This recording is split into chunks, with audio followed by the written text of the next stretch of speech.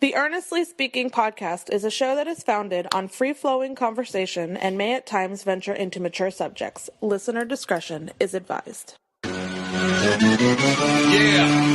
Earnestly Speaking podcast.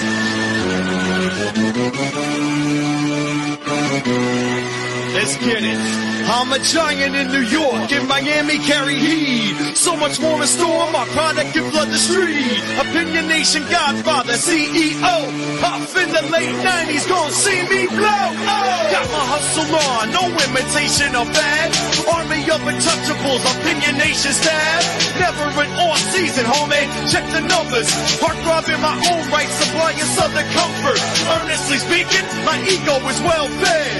Earnestly speaking, you're too evil and no threat. See, I'm like a hurricane, you're a mild breeze. Earnestly speaking, leaving Eli a dynasty.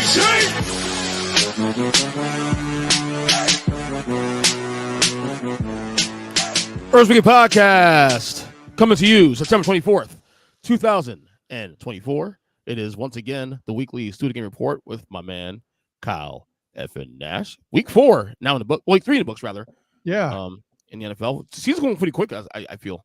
You know, let the chaos continue. Normally, I have some sort of witty shot or dig to start the show off right and have a good laugh with you at your expense. But so much chaos in the NFL this week, I can't focus. There is no such thing as too much because it does make it interesting early. Boy, some fan bases are wickedly distraught. There's at least one for which I am directly a sports fan therapist. And we're getting there early. More on that trust. not even later. Like more on that soon. More on that soon. That still works. Okay. Yeah. And just a whole lot going on. And listen, I'm excited for the college weekend. Even though some cowards out there will refuse to talk about that game, I'm not going to make a big deal about it. But you know, I don't want to jimmy anybody's ego loose either and get them angry. So, let's get to it. Yeah. So we are streaming this live, of course, on my Twitter/X page, on my Facebook page, as well as on my YouTube page that you can also subscribe to at youtube.com/Earnest Christian. Feel free to chime in while we're streaming this episode. Thank you very much for the ding. I love it. I love that damn bell, dude. I really do. First off, we had 2 Monday Night Football games last night. Dumbest thing ever. What just the gonna ask you that too. Are we doing? Yeah, I beat you to it. I'll give them credit for at least having the split screen in the red zone for the other game.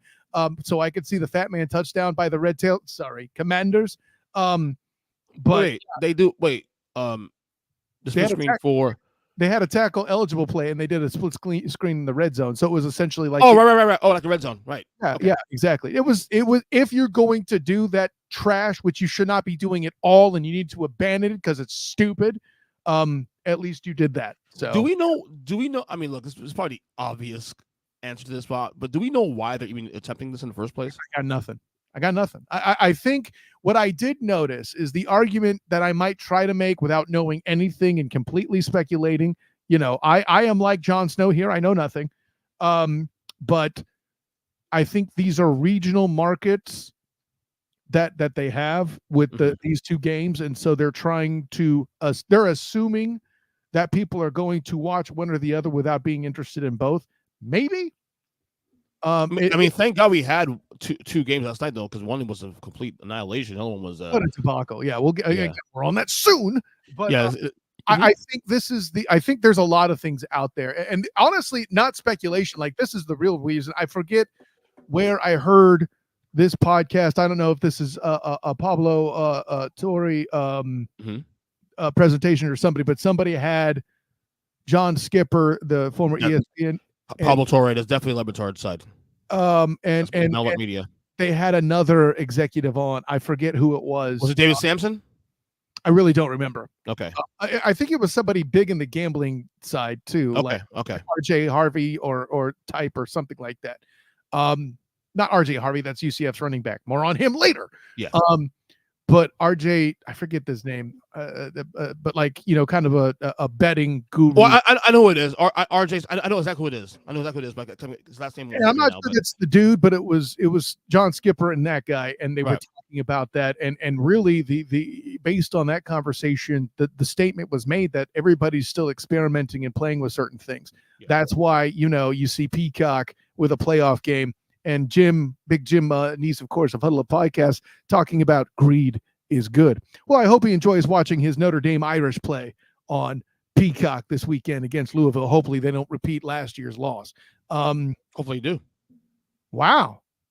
That's a hell of a statement from you, Irish. Anyways. Go ACC. Stop it. And what's funny about that, well, no, we're going to get in more on that soon. We'll get into that game soon enough. Yeah, I hate it. This whole dual Monday night thing is terrible. I mean, I'm not necessarily a huge fan of it, but I'm not like, I don't necessarily, I mean, last night I didn't hate it because at least I got something to watch last night. You know what I mean? A game that was competitive to watch, but well, okay, and I hear that, but then, and also I'll throw in my fair bias too. If I'm trying to cover a game while also being nationally aware, that has now become impossible for that period of time. So. Yeah, but F your feelings, right? Don't care about them, according to what we've said on this show, right? Exactly. So let's go to the first. The game that was competitive last night. The Commanders beating the Bengals, 38-33. You know, I said to my good friend Drew Willingham, EJ Christian, who is a huge Commanders. And he does the Commanders Gridiron Report on Sartoba Media. Well, the delay there, buddy. Yeah, I didn't realize I was going to be plugging Sartoba. Who also partner with the student of the game in the Duval Dive. So, you know, I got to give Drew Willingham his credit.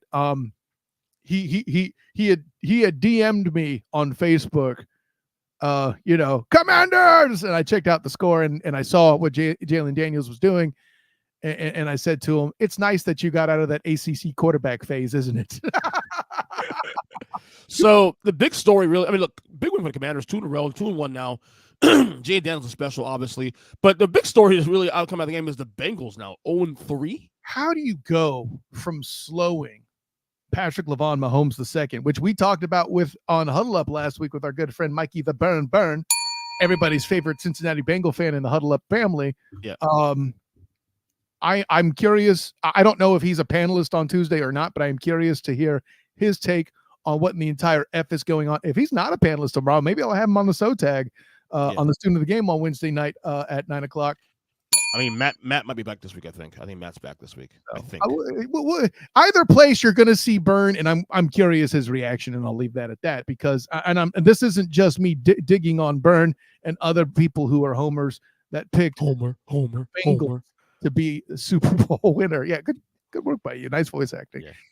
You could do something other than Trump. I'm impressed. But you have an hour. Trust me, it's coming. That's what she said. So with all that in mind, she did say that. But with all that in mind, I'd be interested in his take on what's happening with the Bengals because I got nothing. It's something different each week with which they struggle. Now, everybody's like, "Oh, that was defensive pass interference in this Tuesday." No, it wasn't. Stop it. It was called correctly. It was. Stay there in your wrongness and be wrong and get used to it. I watched that while I was watching the game last night too. So. Fair enough. You needed to reiterate how wrong you are so very often, and you're getting used to it. And Did you watch that show? I got through or to season 3. I forget which. That's what I'm at now currently. Yeah. We've talked about that before.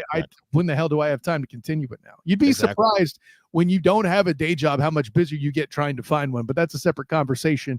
And make sure you vote to help me get a job. Yeah. Terrible. That's all terrible. Hey, listen, if every other celebrity is going to do it, I'm not a celebrity, but I'm going to do my part and help people vote, damn it. That's right. It's 5 weeks away, by the way. But yeah, the Bengals, like, them starting 0-2, not surprised. They always start slow. And I figure, okay, well, this is going to turn around. They had not that the Pats are a tough game, but when the Chiefs are on the schedule, what is it? They're 1-9 in the past 5 years for the first 2 games of the season. That's an official stat. So there you go. And I feel like even with the issues like 0-3, like my gut tells me they're still gonna be okay. How about money? You still trust them, huh? Joe Burrow looked great last night. I mean, I say that I don't want to come off sounding like a joker. Right. Yeah. Totally got that. Yeah. No, but it's one of those things where, like, okay, but There's concerns here. You lost and look, I'm a spoiler for you guys for the Huddle Up podcast. This coming up tonight. Oh, don't do it. Don't do it. No, don't spoil it. Don't spoil it. Okay. You know, Never mind. I will be curious to see if you put them in the bottom 5. That's how I'll say it, and we'll leave it at that. Okay, but there's concerns here because the fact that you lose 2 home games to the Patriots and to the Commanders, 2 teams that you're clearly better than. Yes, they play again. Look, these 2 teams play again. I have no doubt the Bengals win those games. If they replay this game again, play it one more time, Bengals win both those games. We'll shorten it. If they played again, Vegas would have the Bengals giving the Commanders the points, right? Yeah, again, but it's just there's something concerning. I think the defense has been an issue too, especially too, because it wasn't Joe Burrow. Joe Burrow was great last night. Joe Burrow made plays. Yeah. So I don't know, but I still think. And this is where I kind of like the 17-game season sometimes. I know you hate it. I hate it too. Some degrees I hate the 9-8, 8-9 thing. I hate the odd number. If I do too. When they get if and when they get to 18 games, which is going to happen, I think.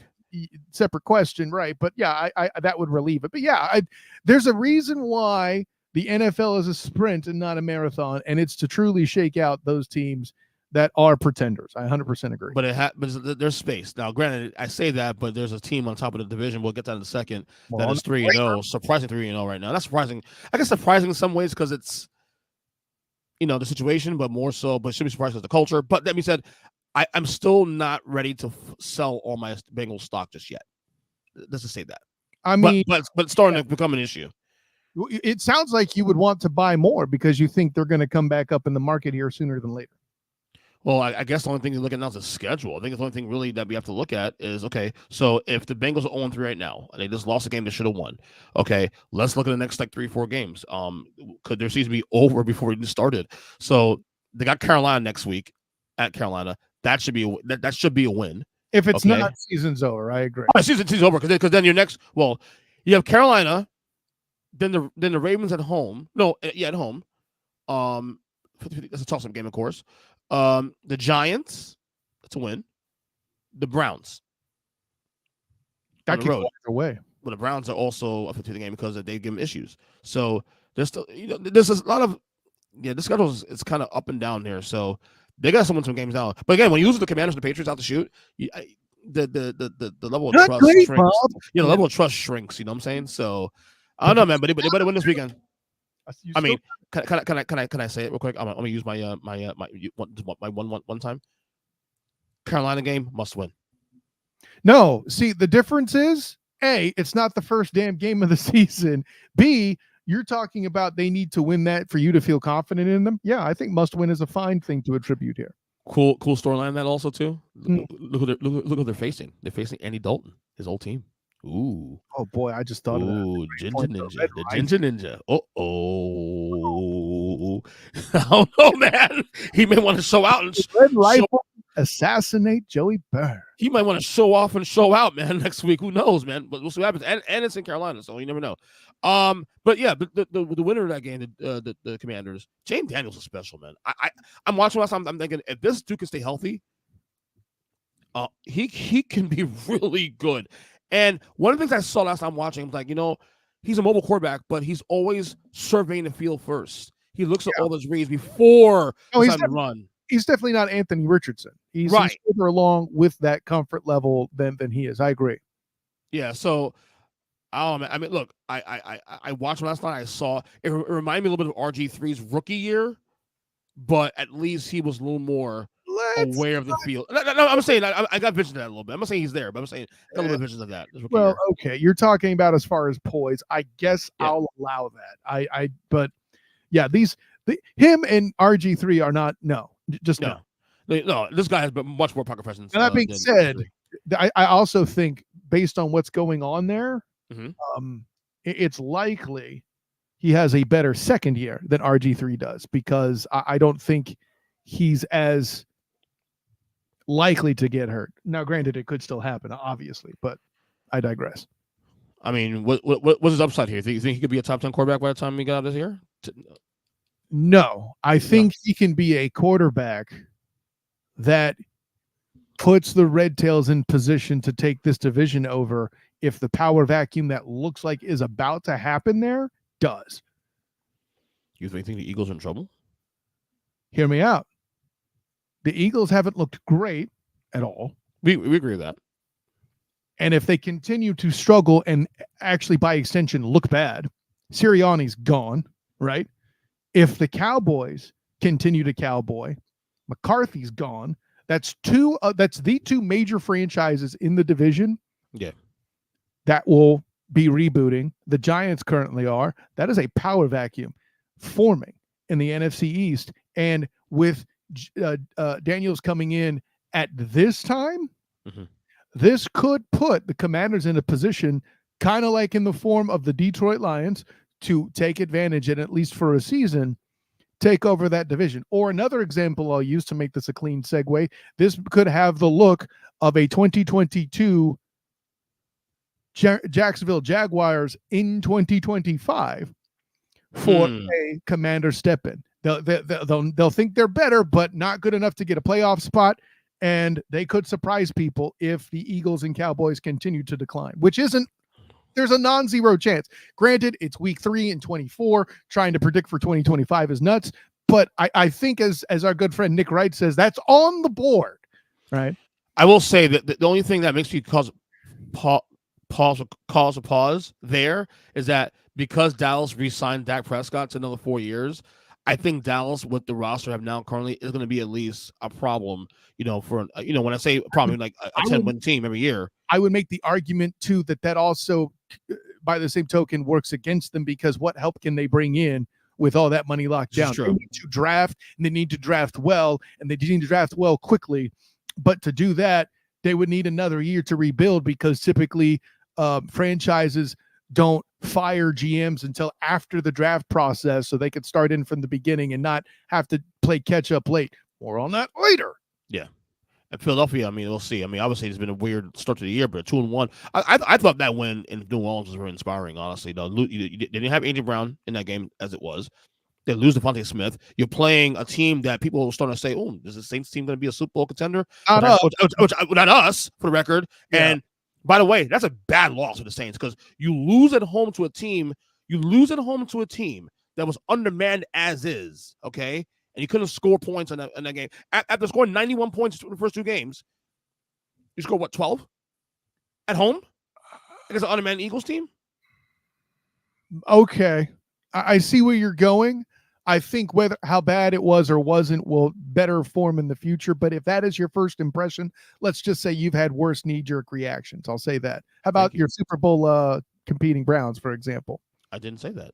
You guys mistook what I said. I said that. I said that if Deshaun is half as good as he was in Houston, they can be Super contenders because that roster. Stop it. That's what I said, right? Those words. I don't care if you qualify it. Even just no. Stop it. Stop it. You have them making the damn playoffs, Ernest Christian. Stop. They were a playoff team last year, and with the same roster. Not with the same roster. With the same parts. No. Moving on. The thief of the comeback player of the year is now in Indianapolis Colts. Well, that we agree with. That was an atrocity. That was an atrocity. But you're deflecting. Your statement was patently false about all the pieces being the same in Cleveland. Well, but facts get in the way of my narrative, Kyle. Shut up.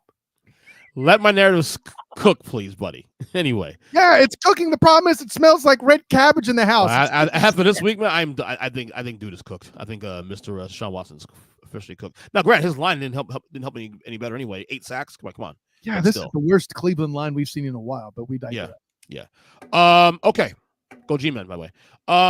For a few of those this year, but I'm going to take it in like that. Cowboys fan to say. Anyways. Calm down. I'm not a Cowboys fan. Don't be rude. Don't be rude. All right, so let's get to your home here. The Jaguars now 0-3. Mm-hmm. Two losses early in the year, close losses to Miami, to Cleveland. We get all that. It happens. But man, going to Buffalo like that and getting boat race. Now, granted, there was a lot of guys that are inactive going to that game. So I want to kind of caveat that. There's a lot of key guys that didn't play last night. Mm-hmm. But 47-10? So here's the problem with all of it. Yeah, and you cover the Jaguars for the record, guys. So I do. I cover the Jacksonville Jaguars for the Fans First Sports Network. And I also do the Duval Dive podcast with my friend Travis D. Holmes of Big Cat Country. And by the way, the live instant reaction show was a therapy session that I think helped a lot of people at least have some laughs and feel better. But listen, Travis Holmes came out doing his best, Jim Mora impression. Playoffs.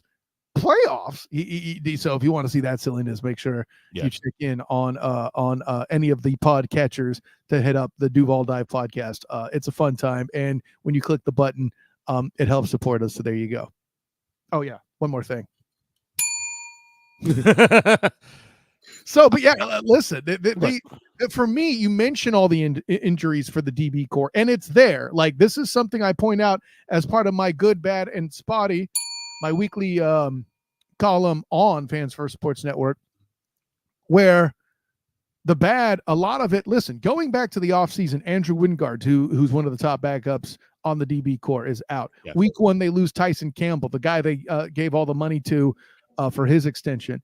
Going into this new acquisition, Darnell Savage, veteran NFL corner, made his name with great work with the Green Bay Packers. Leading into Monday, he gets hurt. Then your boy in the first Buffalo drive, Jarian Jones of FSU, gets knocked out with a shoulder injury. That's a lot. But here's the thing that doesn't answer for Eagles Jaworski, okay? Why is the defensive line rendered completely useless in this football game? Josh Allen got handed all this money. I like Josh Allen. I'm a Josh Allen fan. I think he's a good football player. I think he's an excellent guy. I've talked to him about his golf swing. Super nice dude. Okay. No, he's talking about Josh Allen, the Jaguars. Josh Hines Allen. Let me get it right. Josh Allen, the Jaguars. Josh Hines Allen. Because remember, you both played last night. So that's true. And it's Josh Hines Allen I'm thinking about. Yeah. Thank you for catching me. I need to say that. I need to be better on that. I think that's the first time I've really botched that too. So anyways, it's been that kind of morning, whatever. I just talked earlier. It's okay. Therapy. Mark Moses on the Mark Moses Show, 1560 a.m. in Melbourne. The Fan. So, I've done this and I spent a lot of energy. Apparently, I'm a little tired. Punchline's this. I'm not. But you still make time for me. It's great. Hey, listen. Of course I do. There, Huggy Bear. Anyway, well, are we like the angry JD and Turk? That's crazy. Yes. By the way, still got to do that Scrubs podcast. You promised me 2 years. Oh yeah, it's been 5 years, dude. We got to get it done. Yeah, we do. So I don't want to call it a crime because then the security van would have to arrest you. Anyways, so it's all dark in here. So I want to make a joke, but I don't think it's appropriate for the show. Let's move on. So that defensive line, Josh Allen is on the back of a milk carton, and I haven't seen really anything from Eric Armstead and Trayvon Walker that makes me excited. But then I see Eric Armstead get rotated off the field at from defensive tackle as the best defensive tackle on the team on a 3rd and 5, where you are playing quarterback Josh Allen of Buffalo, who can not only throw with prowess when given the opportunity and time, but also can run the football. And you take your best defensive tackle off the field just because of your rotation. Foye Oluokun, who got his extension as well and deserved it, as he's still among the top tacklers in the entire bleeding NFL, who nearly had a pick 6, except he dropped the ball. You take him off the field. Granted, he eventually had a foot injury, but you never take him off the field unless he's injured, period, point blank, end of story. And defensive coordinator Ryan Nielsen is doing that. Listen, we knew he was going to rotate guys on defense because of his time in Atlanta, what he's done. But the fact that he does it, hell or high water, well, guess what? It's hell because you just lost by 37 bleeding points. Speaking of water, I'm going to bring up a question now. You know I like to do this kind of crap. I know you hate it, but I'm going to do it anyway because I know it always pisses you off. Doug Pederson. Oh, this is a hot seat now? Listen, this isn't one of those occasions where it's a bad question to ask because of the fundamental and patent failures that we've seen. There's got to be change somewhere, right? And that's the thing. Where do you point the finger? You can't fire Ryan Nielsen 3 weeks into the job. They're not going to fire Press Taylor. I have a feeling that he and Doug Pederson at this point are a package deal. You're going to fire Doug Pederson now and replace him with who? who's a coaching candidate out there right now that you would have take the helm? Would it be Press Taylor? That would make the Duval devout just double over in pain. I would make the argument, and this is relating to the point I made earlier about GMs, I would make the argument that you get Trent Baalke out of the house now. Hear me out. Okay. Obviously, he's going to be behind the 8 ball, whoever comes in next, to build a scouting team and get a draft purpose together and do all of that. But if you do it here in late September, early October, rather than in November when the bye week is, I get it. You're going to have a period of time where somebody's going to have to take over the scouting department and run that for a bit while they get the proper GM in the building to do that. I don't have a name in mind. I'm not that great in tracking NFL administration. I will acknowledge that. Okay. But if you fire that GM now, if the Jags continue on this track and have a high pick, you have somebody competent to handle it. But Kyle, you've said you like these players that he's drafted. Don't you always talk about BT Jaley and Brenton Strange and how Tank Bigsby's improving? I have said all of those things, but I still maintain at this point, Earnest EJ Eagles Jaworski Christian. Very long name.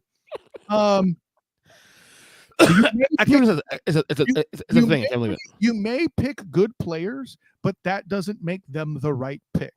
And for you to have left your offensive line this anemic for this long, and the only bolstering you've done is Anton Harrison and a signing of an older center. You've done basically nothing. What about Ezra Cleveland? Nah, Ezra Cleveland ain't in either. It's looking like so far. So you make these mediocre moves. You make all these picks to enhance things that aren't enhancing anything. You need somebody else at the helm to not just, you need somebody who can look at the draft and not just pick good players, but put together a great roster. And that is not what the Jags have today. So next 4 weeks for the Jaguars look like this. Colts at home. No, I'm sorry. No, Texans on the road. Right. Texans on the road, which obviously it's the season right here. Colts at home. Right. Bears on the road, and Pats at home. Yeah, there's some sense of life there. If you can take these 2 of those games, you know what I mean? If you go 3-1, I mean you're still effed. But if you go 3-1, you can allege signs of life. I argue 2-2 should be okay. I would argue. No, because then you're putting them at what? 2 and if they're 2-5. Right. But remember, 7 teams in the playoffs now, not 6. So sure. But how many? Okay, what's the number of wins you have to get that 7th spot, EJ Christian? Well, this year, I mean, we say 10 comfortably. I said 7th spot, so you might be able to slide in with 9 wins. You're not getting there with 8. That's not going to happen. Well, here's the good news. Houston lost this week also, too. So if they can win this game against Houston, that puts them only a game behind. Do you see me making my Omar Epps bruh gift face? Yeah, we're not calling that. But also, we didn't call Houston losing to Minnesota. And when they lose to Minnesota, they got embarrassed. They got boat raced. Yeah, well, I mean, listen, I'm still trying to figure out what to make of that. I haven't watched enough yet to know how I feel about that and where the failing was. I don't know if we had some O-line issues. I know interior protection was a concern from stuff I've heard from my Houston Texans people. I know stopping the run was a concern. I talked with Patrick Creighton about that on the Student of the Game AFC South preview. So, I'm just saying, you beat Houston this week, you only game back. That's all I'm saying. As a Scrubs fan, you'll appreciate when I say, not gonna happen, not gonna happen. Anyway, yeah. There you go. As Turk, you should be doing that. Yep. Correct. Well done. Exactly. So we'll see how that goes. It's a huge game. This is their season. If they lose to Houston, the season's over, pretty much. So I made a comment in a group chat. Oh boy. And we're gonna just discuss a little bit. Kansas City Chiefs 3-0. Yes. Not surprised. They don't look great at 3-0. They don't look like a 3-0, like the dominant 3-0 team we've seen in the past. I think that's scary. I think it's scary that they're 3-0 and still trying to figure things out as back-to-back Super Bowl champions. But when I realize, this is a lot of people in our vicinity area of friends and analysts and even some people in the media, I think I've come to a place now where I've just realized the Kansas City Chiefs have broken everyone's brain. No, this is a bad take. Why is it a bad take?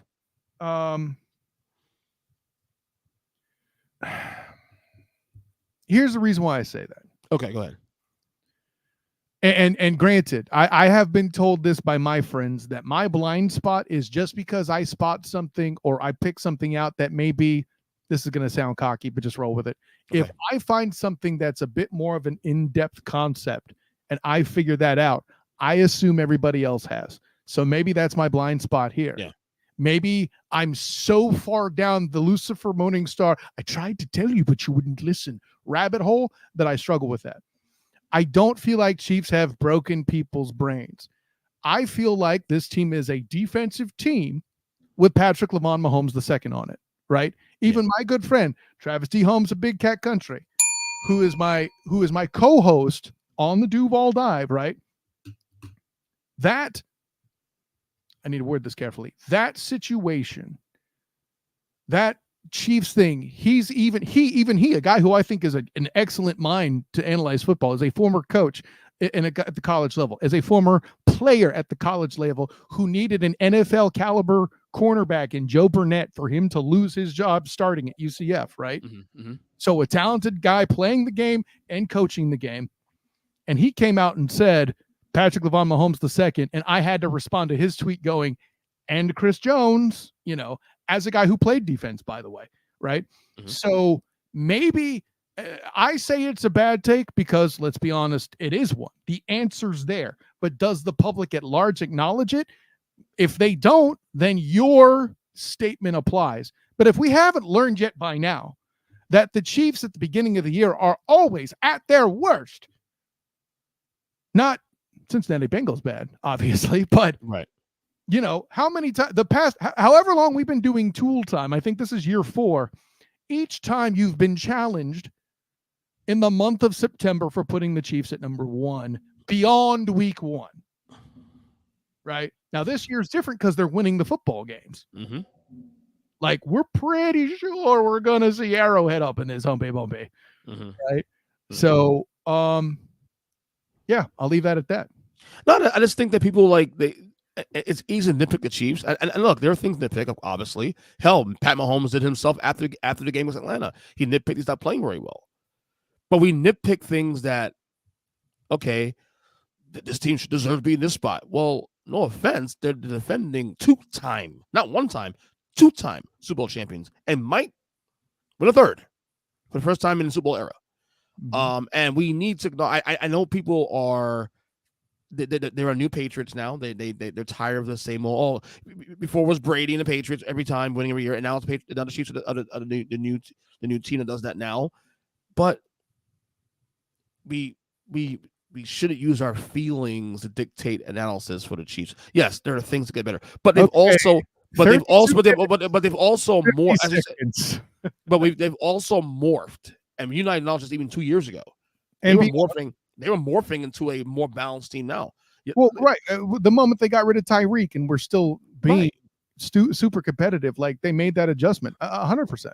Right. So even though it's not as sexy as it used to be, and yes, they've gotten lucky. Are they lucky? Yes. Were the Patriots lucky sometimes? Yes. Hey, listen, you speak for yourself. I like them thick. I like talking about the trenches, man. Yeah. I think it's sexy. But the average, I want Tyreek Hill to catch 80-yard passes. Okay, cool. You can have that preference, but that doesn't necessarily win football games, right? You claim to be a basketball guy. Here's the dang analysis there and the comparison with that. It's the San Antonio Spurs under the Duncan era, right? Correct. And I don't know that I would call Patrick Lavon Mahomes II Tim Duncan, but maybe, right? As a comparison. I do see it. And look, here's the bottom line. They have championship pedigree. Right. Is there luck involved in that? Absolutely. No one's knowledge is no luck in that. I don't think pedigree is the word you're looking for. I'm going to call it culture. I'm going to call it foundation. Same thing. They're all in the same realm of where you're going. They're all in the same realm. You know what I mean? Yeah. It's putting yourself in position to succeed every time. Yes, did the fourth down call Atlanta made and then the game was a bad call? Yes, it was. But you still got to execute the play. You still got to stop the play, and they did that. So I mean, they make it so hard now. Even opponents have to adjust. Let's go back to that real quick. You mentioned that. Why did Atlanta go outside? They went outside because of Chris Jones. This is another example of breaking the brain. Disrespected again. No, this isn't breaking brains. This is a lack of them in the national audience who don't have them to respect Chris Jones for what he is, a first ballot Hall of Fame potential player. Potential. I think that's the point. He probably is. I mean, it's going to be hard to argue with the champion. Yeah, but I don't like. See, the reason why I say potential, it's my criteria. I don't like putting guys in place just because they have a lot of Super Bowls. That is a team. That's true. Accomplishment. More on that later, though. On that later. Yeah. So yeah, it's called a tease, EJ Christian. I stand by that. I think they broke everybody's brain. I'm sorry. I don't care. And listen, being more talented than than you are, I actually argued your side of the argument very nicely. So stop it. Calm down. Excuse me. Fucking ego. You see this ego? Fucking ego, dude. Look at this guy. Speaking of 3-0 teams, we got a couple of surprising 3-0 teams here, still in the league. Outside of the Chiefs, of course. Sure. I don't know if you call that surprising, but okay. But continue. The Vikings, the Seahawks, the Steelers. What in the hell is going on in this year's 2024 NFL season? EJ Christian, biggest surprise of the three. And if you don't say the Vikings, you're wrong. Without question, the Vikings.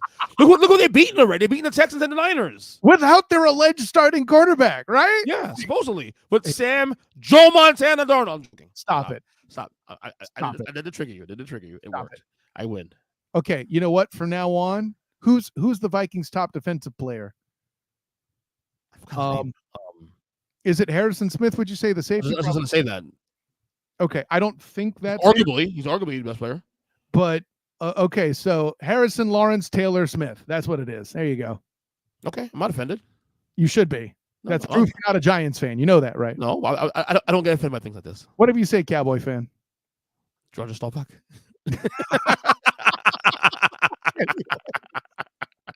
Always got something for you, though. You know what I mean? George Staubach. No, the Vikings are easily the most surprising. You know why the Seahawks surprised me? Soft schedule. I mean, now granted, Miami probably should have been a little better now, but at home. So that's if Tua plays a game, it's probably a toss-up game, which they could win still. At home, they beat New England. That's a win. They beat Denver week 1. That's a win. So Seattle beat 3-0 is not as surprising. That's what you heard me say it. I wasn't sure what to do with them. Steelers, culture dictates that. Culture and TJ Watt and Minkah Fitzpatrick as a pairing. Right. Vikings, like I said before, maybe even on this podcast, aren't we like 3 years removed from the worst 11-0 team of all time? Correct. But a really bad and broken Big Ben Roethlisberger. I mean, that is a brain-breaking team. Why are you here? I get it, you're a defensive team, but still, why are you here? Yeah. Some things aren't there, but look, but they also have quality wins to back up that statement, and they've looked pretty good doing it. Quality. Minnesota, beating San Francisco, beating. Well, and I know you're going to point to the Niners, but again, as broken teams go, like I could reboot the show MASH with this list of injuries they have. Oh, by the way, not disrespect the team. Also, I missed one more team. Buffalo's 3-0 as well too. But again, that's not a surprise though, given the schedule and all that. Arizona, the Jags, Miami. Yeah, listen, show me something.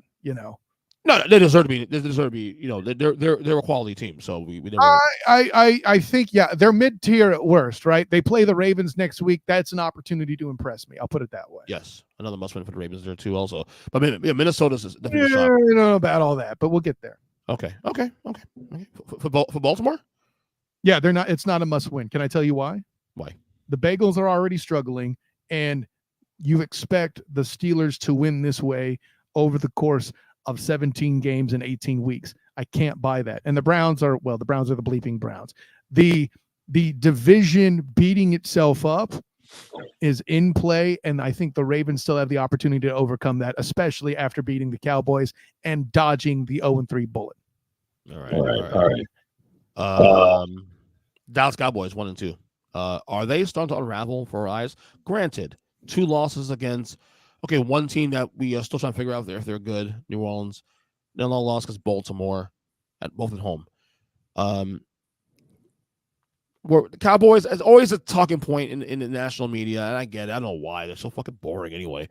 But they are. They're not interesting. Dak Prescott's not interesting. I'm sorry, he's not interesting. He's not. Ooh, well, I mean, hey, but the argument could be made you want your quarterback to be boring, but let's not go too far down that road. Like here, but that's my point. Here's the so dang it. I the Cowboys, at least the writing was on the wall. I was just as likely to put them as 10 wins as I was at 7 because of the roster issues, because of the O-line issues, because of Dak's age, because of the running game situation. You know, there's some there.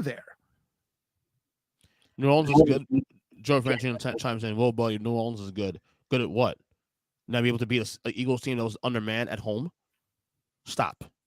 You had a chance. You had a chance to prove yourselves on Sunday that you were a competitive NFC top tier team. You're not. Stop. Okay. I was proven right once again. You guys are frauds. Stop it. Continue. Ooh, strong language. Lord. What can I add to that? Beat a team first. Beat the Eagles. You lost the Eagles team. Didn't have AJ Brown and Devontae Smith. Yeah, That's it. My argument's over. I win the argument. You're 10 toes down on it, but I can't immediately. Yeah, I hear it. I would need more time to evaluate, like I said, what exactly happened in the game itself. But anyway, the Cowboys. I mean,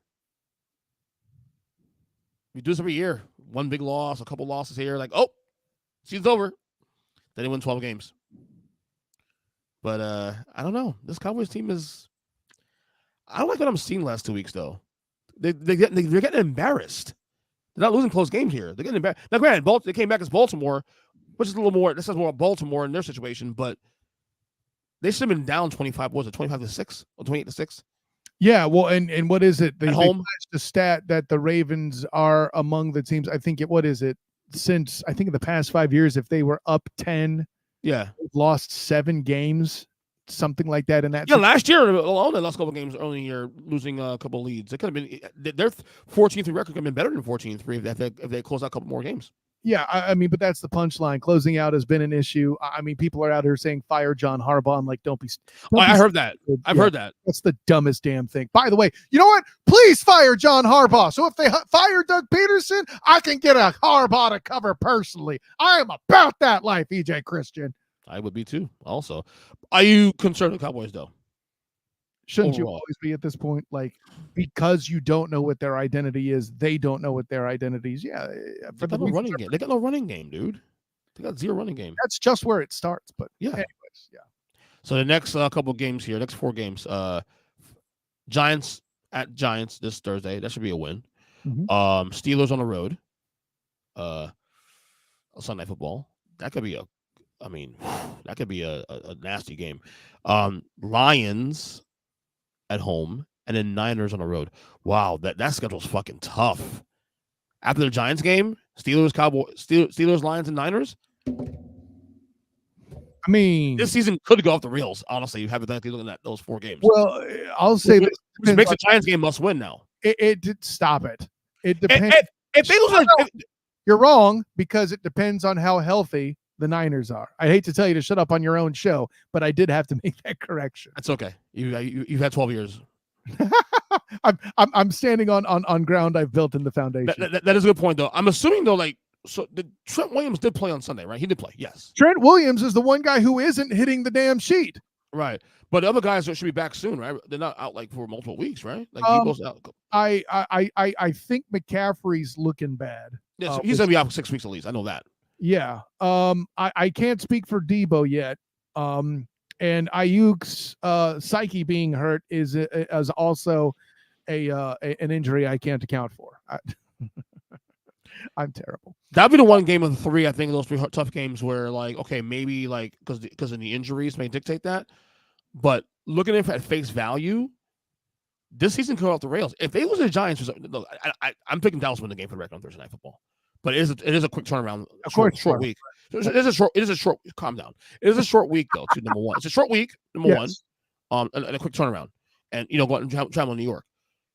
If they lose to the Giants though, they're 1-3 going into that spot for those three games. See, but this is actually, you say it could go bad. I say it's very intriguing to see what they have moving forward. Like you're still talking about the Cowboys, right? Correct. Yeah.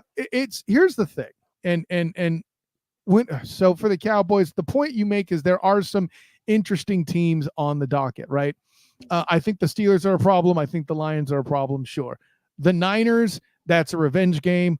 The Falcons, I believe, are just as winnable. We don't know what to make of them in pure fraud con fashion. I get it.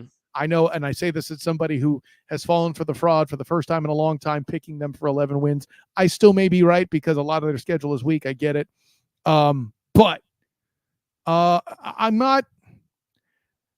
What you're saying as a worst case scenario is on the board. Okay. I just don't think it'll go quite that bad. And the back half of their schedule for the rest of the year, not exactly daunting. Because after the Niners game, you have Falcons, which is frisky. They're frisky. Kirk Cousins is capable at home. So the next three are Falcons, Eagles, Texans. I get that. Okay. But beyond that, help me here. Red Tails, Giants again. Bengals, who we still don't know who they are. The Packers, we know who suck. The Bucks, who are something week to week. The Eagles, again, same thing week to week. And then the Red Tails, who might be their worst, their toughest competition in the division, depending on how things stack. I have to say, as someone who was 10 toes down on the Cowboys winning 10+ games this year, I may have to look at the schedule and reading the tea leaves right now where we're at so far 3 weeks in. You're concerned. I will for the first time in 3 or 4 years may have to back off on that now. If Big Jim does a segment at some point next couple weeks about look, the Cowboys are in trouble, oh my God, I'm gonna have to agree with him for the first time because I think there's a little too much panic. Just because there's not clear-cut wins doesn't mean they're in trouble. What I'm noticing also is the lack of clear-cut losses. There's nobody where I look at the schedule like last year. I saw that Niner game coming. I knew the Cowboys were going to lose that game. Didn't realize it was going to be a damn blowout like that, but it still happened. By the way, that was fun to watch for me. Anyway, of course. But seriously, there were certain games like going into it, I feel like, for example, them keeping it close with the Ravens was a surprise. And I would have said that before the season started. But there's certain things that have gone a certain way. You did not expect the Saints game to go that bad. And knowing which team is which, is it are they the team that the Saints whooped up on, or are they the team that made it close with a Ravens squad that's still trying to figure out a lot of their identity issues? I don't know. It's still I'm not the one that's producing segments at week 2 saying contender or pretender, so I can actually say this. We don't know. I need to see more. Okay. That's my words. You need to see more. Yes, I'm allowed to use Feed me Seymour. Whatever you say, clickbait. I will say, let's go back to Thursday Night Football real quick. And granted, the schedule obviously made this happen, but watching this team the last 2 weeks, the Jets feel like they're starting to slowly put all together. That was Aaron Rodgers' best game in about 3 years I've seen. It was also the easiest opponent they've had. Let's be clear about that. No, and I'm baking that into also too. Right. I will not sit there and say the Jets are right now a Super contender, but I will be comfortable saying they're a playoff contender. Definitely. I'm not prepared to argue with that yet, but I mean playoff contender, sure. But again, we're at week 3.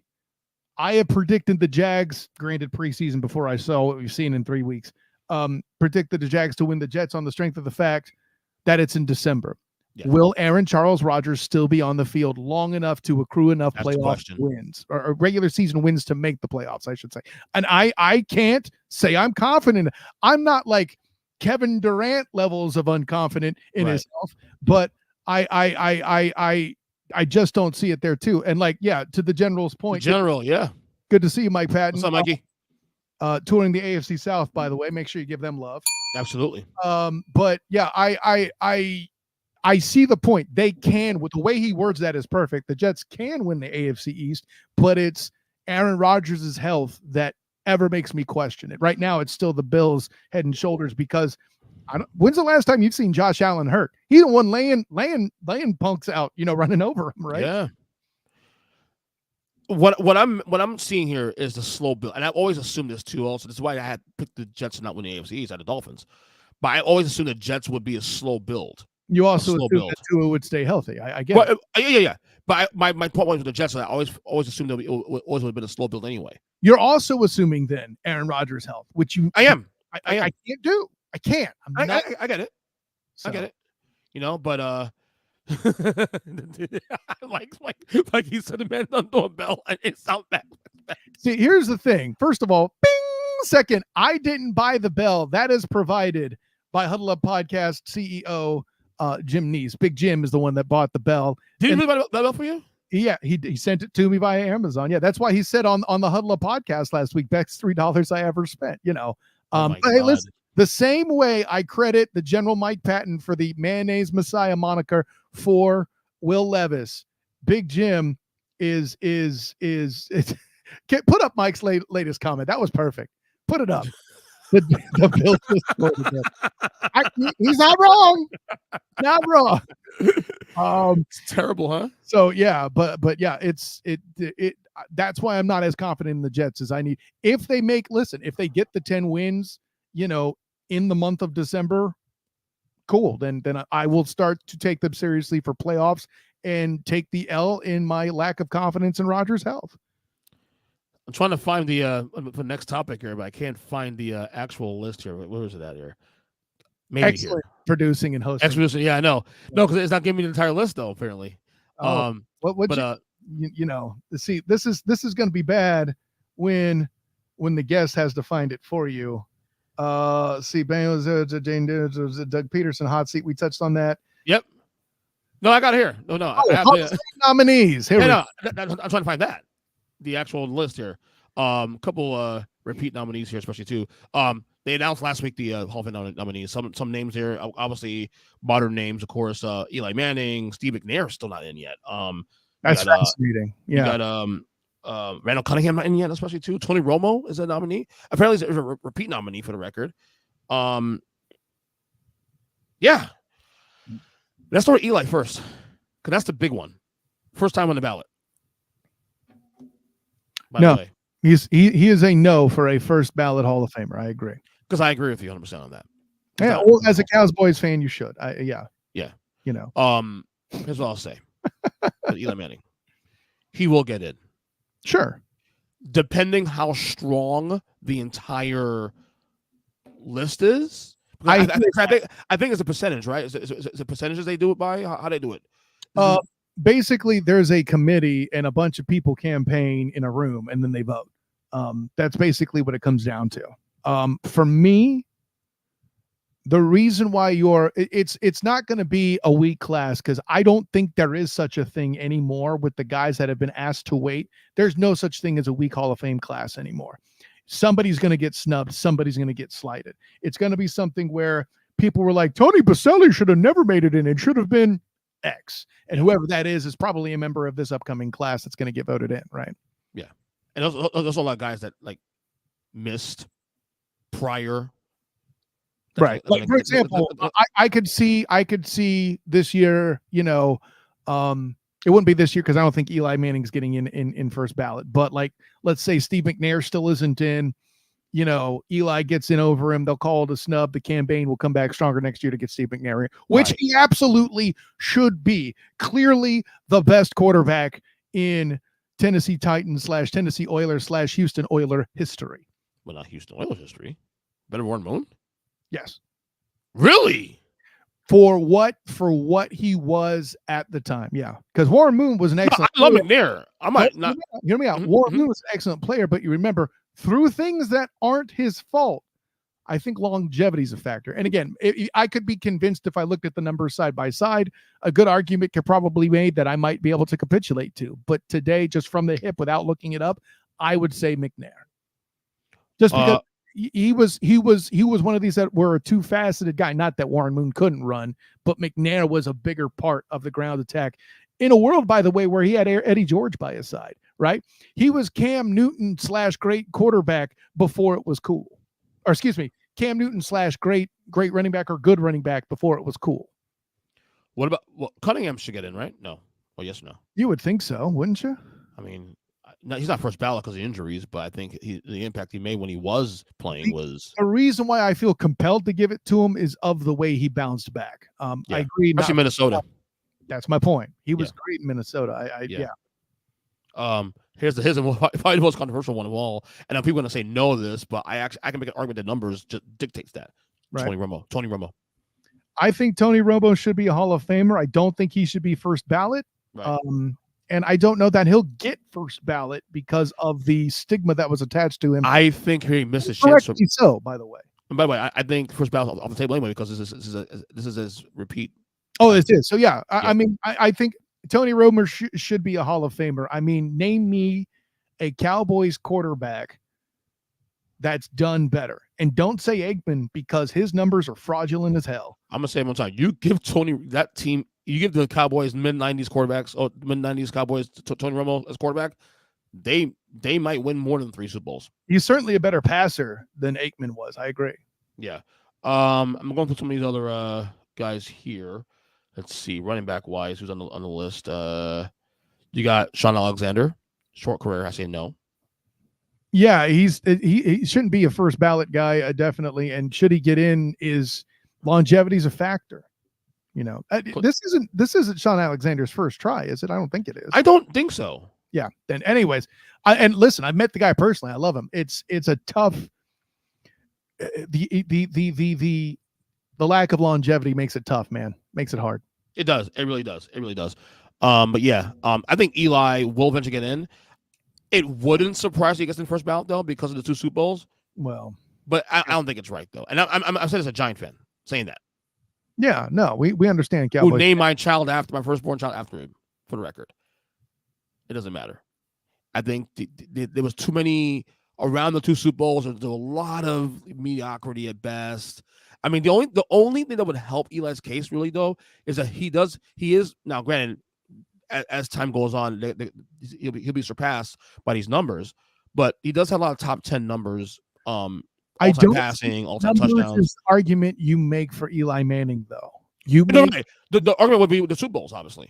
Well, it's not just the Super Bowls, obviously, because I mean, 2 Super Bowls is cute, but the way they got there both times and the basically immortal performances he had in both games, right? Yeah, these are 2 of the biggest moments in history: the Tyree catch and the literal perfect pass to Mario Manning. We don't talk enough about that play either, but it should be iconic in Super Bowl history as one of the best completions ever. And the throw too, not just a catch, but the throw too. Also, a tight window. Completion, because you can't have a completion without a good throw. EJ Christian. Well, the Tyree throw was he just tossed it in the air and Tyree. Right, but what's amazing about that is the Houdini act he does in the backfield to stay up and not get sacked. Right. That's the thing you watch. The catch, man. The catch. Adelius Thomas. Yeah. Yep. Yeah. So we'll go through it later. All right. Let's go to college. I'm gonna get some college talk here. College. Time to do it. Let's do it. Let's review, as we do every week on the podcast. We review the updated. Excuse me. I had salmon this morning for breakfast. Look at you, Mr. Fancy. I'm trying to eat healthier. Fish is good. This thing is not responding quick enough for me. But we have the latest top 25 AP poll. This week, by the way, it's gonna be a sick college football week. Cannot wait for it to arrive. By the way, great year so far. Are you enjoying this year so far? Boy, the chaos is everywhere. And hey, listen, to be in the place that's probably the best game in the nation at the time, that's not Georgia, Alabama's that night. So, but in the afternoon, clearly the best game is Colorado and UCF. And we're not going to talk about it on the Huddle Up because Jim's a hater. Shall we continue? The problem with throw that somewhere in there in the show before we leave today, please. That's so not right. Anyway, let's go through the list here. Number 25, unchanged, Boise State. Not mad at it. All right. Up 1 spot, 24, Texas A&M. Why? What are we doing? Should we top 25 at all? No, they shouldn't. Okay. Down 10 spots, 23, Kansas State. I'm surprised it's only that much. If they fell out of the top 25 without seeing who's 26, I can't say I'm mad at it, even as somebody who could be an alleged Big 12 homer. Unchained at 22, BYU. Not even a spot. Wow. Not even a single damn spot. Really, guys? They should be ahead of Oklahoma. Period, point blank, end of story. Actually, they should be ahead of the next 2 teams ahead of them. Well, you mentioned one of those teams, and that's Oklahoma, number 21, who's down 6 spots. Yeah, that's they should be down 6 spots. Yeah, not great, Bob. You know, Also down 6 spots, Oklahoma State. yeah, and it's funny. I think the biggest reason they're down only 6 spots is a lot of the writers are looking and going, let me see what they do against Kansas State, because either they're going to fall out of the top 25 or Kansas State will at that point. Right. All right, up 5 spots, got Illinois. Big win against Nebraska, by the way. Yeah, I'm still not taking Nebraska that seriously. Ergo, I don't take the Illini that seriously. 4-0, buddy. That's cute in a conference that's not as overrated as the ACC, but certainly slightly overrated in the Big Ten. Yeah, okay. Up 2 spots there, we got Iowa State, 18. Not mad at it. I'm glad to see Iowa State and somebody in the Big 12 get a little respect. All right, up 4 spots, America's favorite team, Clemson. What the 17. hell are we doing, EJ Christian? What are we doing? You hate Dabo, don't you? It's not that I hate Dabo. I hate this ACC bias. These are bad football teams. Why is Notre Dame going up a spot? What are we doing? Spoiler, number 16, up 1 spot, Notre Dame. Oh my, that's just terrible. Did they win this? They won this weekend, right? Or did they not play this weekend? I don't remember which, but it doesn't matter because if they did play, it wasn't anybody any good. Exactly. Well, the team they play next is at 15, Louisville, up 4 spots. Yeah, again, another overrated squad. So, which means if Notre Dame loses again, I don't think they will, but if they do, they'll still be a top 20 football team. It's a crime. All right, up 2 spots. Got number 14, the family, LSU. I can hear and believe an argument that they should be lower, but do you know what this team is? Because they don't either, man. I don't get it. They're the family. That's all we know. All right, down 2 spots now at 13, losing to Michigan. You got USC. Feels appropriate to me. Yeah, I could buy that. They lost to up 6 spots, number 12, Michigan. Also feels appropriate to me. Yeah. All right, down 4 spots despite winning. Got number 11, Missouri. I think they're getting that BC win held against them because it was close. And a lot of the reason it was close was just one of the worst series of officiating gaffes that I can imagine ever possible. Like, seriously, who faces, what was it, a 2nd and 59, a 3rd and 59, whatever the hell it was? No, it was a 2nd and 59. That was the thing? Still, yeah. Oh, wow. And still wins the football game. And that is something that nobody is talking about. And yet they're still going to get penalized because an ACC team that was over pumped up were manufactured into staying in the game. Wow. All right. Up 2 spots. Number 10, Utah. The Utes. The what? Love it. That's the respect they should be getting. They should probably be 2 spots higher, especially considering these next 2 teams. And they'll get a bye because they're going to go unbeaten, like I told you. Number 9, up 1 spot, Penn State. Overrated as hell, as always. Same old, same old. Number 8, up 1 spot, also Oregon. Overrated as hell, as always. Up 1 spot. Number 7, Miami. I feel like they should be higher, but I need to see the next 6 teams. No, they're right where they need to be. They haven't beaten anybody of any consequences yet. Let me agree see the next 6 teams. Okay. I said, you're not better than these next 6 teams. You know what? Okay? Now that I see them here on the screen, yeah. You know what? I like Miami at 7. Right. That's fine. You ain't. And they'll have the opportunity to go up, so I'm cool with that. Yeah. Show me something first. Okay, number 6, down 1 spot, actually. Ole Miss. Absolutely stupid. Absolutely stupid. I get it. Tennessee finally did a little something by beating a team that has a little bit of teeth. I get it. But today, if I saw Ole Miss versus Tennessee on the schedule, I'm seeing Ole Miss. They're getting too much hype for being an Oklahoma team that was trash. And that team was hyped because Josh Heupel was playing his old college. No, I'm not convinced. I don't think they should be top 5 yet. That being said, they could go on and impress me. Josh Heupel's done that before. Yeah. All right. Number 5, speaking of Tennessee, up 1 spot with a big win against Oklahoma. That I said was bad. Yeah. Moving on. Yeah. Ole Miss 5, Tennessee should be 6. That's what I'm saying. The next 4 came from last week. Number 4, Alabama. Yeah, I'm fine with that. I think a lot of that is because of the game that's coming up this Saturday night. Yeah, and there's EJ Christian. Okay, so it's back. Yeah. Good. Number 3, Ohio State. They're looking less and less impressive. Like the way they kept Marshall in the game, I get it. They bounced back. I appreciate that they aren't penalized yet, but I'm with you on this. Play somebody. Michigan State ain't it. I feel like if Alabama beats Georgia, they won't. If Alabama beats Georgia, my opinion is that Georgia should be 3, Alabama should be 2. Yeah, depending how they lose. Yeah. If it's close, I'm assuming Right. it's close, right? Speaking of Georgia, number 2. Yeah, fine with me. Big showdown. Can't wait for that game on Saturday. Cannot wait. It's certainly going to be a big one. I agree. It's a night game too, also, so it's great. And find number 1, of course, still at number 1, Texas. Yeah, as it should be, right? I mean, get this: you had a big football game, and your backup quarterback is a 5-star recruit, still win the damn football game. What do you do? Say no? Yeah, Texas right now makes sense. Yeah, there you go. And there is this week's top 25 AP poll currently right now. One more thing, we'll get you out of here. This is a topic you want to touch on, and you had mentioned. Hold on a second. No, one quick second. I'm sorry about that. Because my screen kind of sort of there it is. Travis Hunter, Colorado's everything man. Travis Hunter for Heisman. Boy, howdy. Like, by the way, I'm glad you bring this up because it gives me an opportunity to hype up my Black and Gold Banneret article on RJ Harvey and the hurdles he has to the Heisman. Make sure you check that out on the blackandgoldbanneret.com. Anyways, yeah, RJ Harvey is UCF's running back, and he is the most underrated player on offense in college football. There is not a question. He's not Travis Hunter, though, as far as offensive players. And in that article, I mentioned the hurdles that RJ Harvey will have to overcome to take a flight to New York, let alone win the Heisman. And this man, Travis Hunter, is one of them. This game that's coming up on Saturday at the Bounce House, who I will also be covering, by the way, for the Black and Gold Banneret.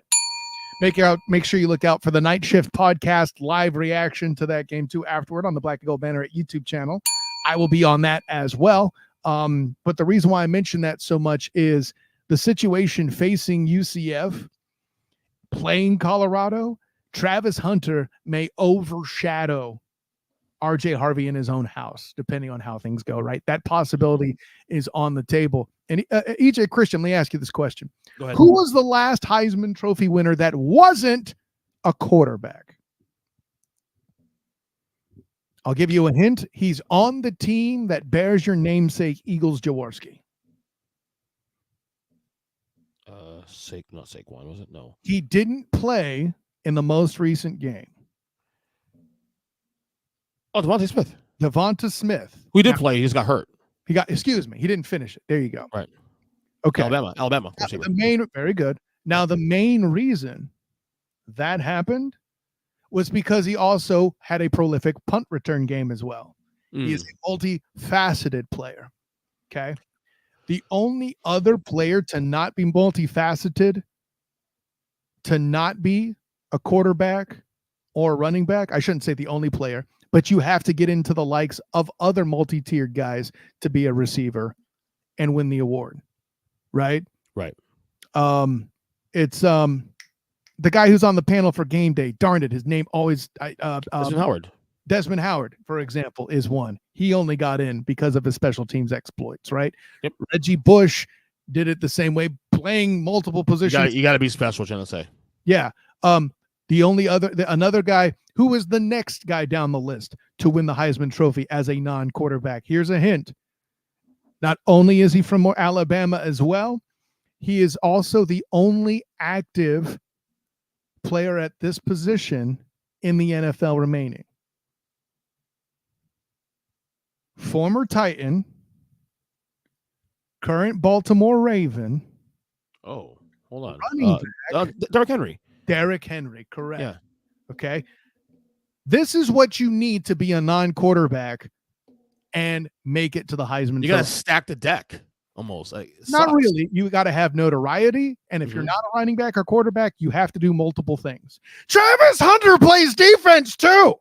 Over 100 bleeping snaps a game. Listen, if he just survives, that is worthy of Heisman consideration in and of itself.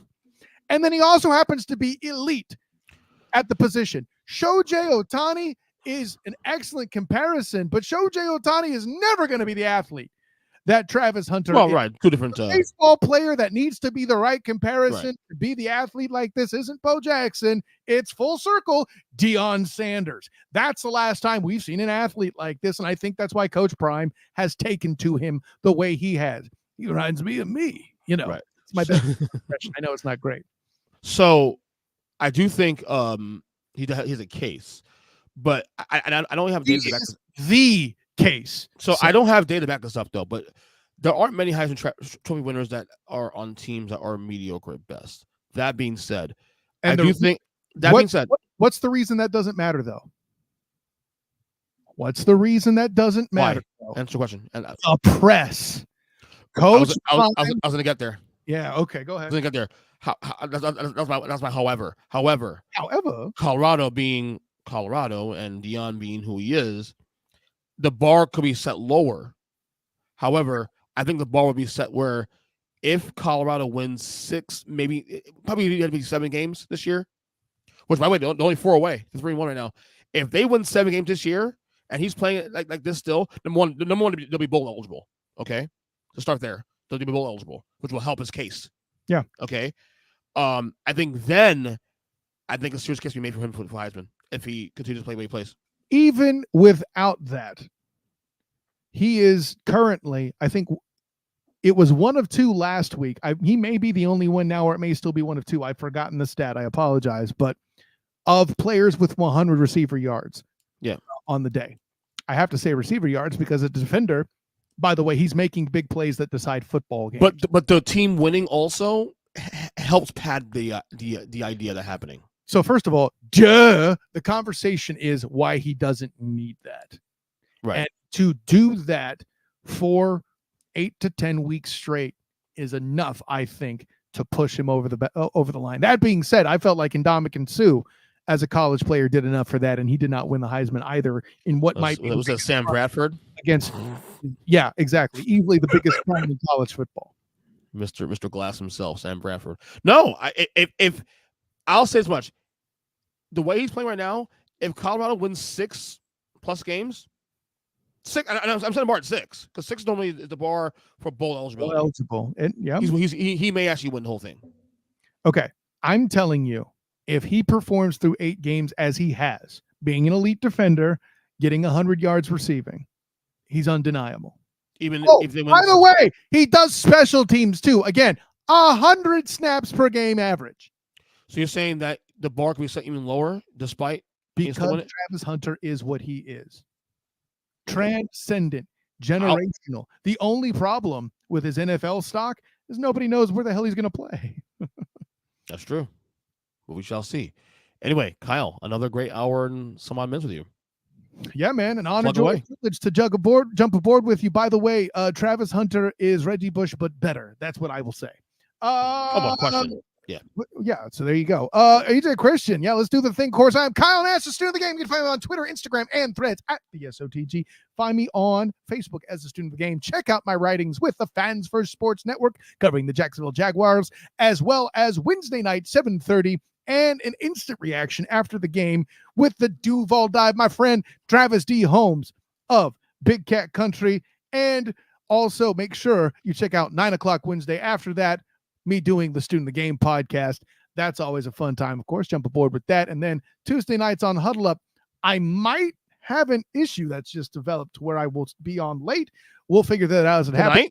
Yeah. Make sure you check that out, though, tonight as it records, starting at 8:30. That's a fun time as well. And Black and Gold Banneret Night Shift podcast. That should be dropping. I did the pod live from the Bounce House recording this week with Ryland Strobel of the Ralphie Report. That is the SB Nation partner that covers the Colorado Buffalo. So make sure you check that out. Night Shift podcast powered by the Black and Gold Banneret. And I mentioned earlier the live reaction show, Night Shift Live, on the Black and Gold Banneret YouTube channel. Yeah, I think that's all the things. EJ Christian, thanks again. Until next time, everyone. Class dismissed.